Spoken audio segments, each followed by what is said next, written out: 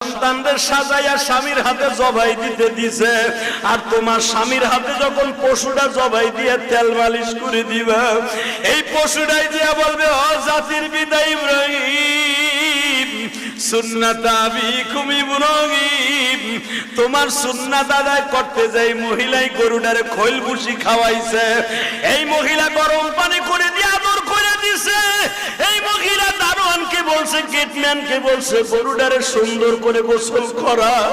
মনে রাখো গো মা, এই জন্যই দেখবেন গরু কিনবেন আপনি, গরুটার তদারকি দিয়া দিবেন আপনার বিবির আন্ডারে।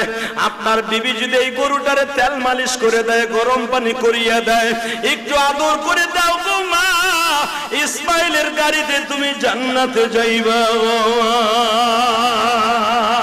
এই জন্য গরু কিনা বাড়ির সামনে ঝুলাইয়া রাখবেন, বাড়ির সামনে বাইন্দা রাখবেন। আপনি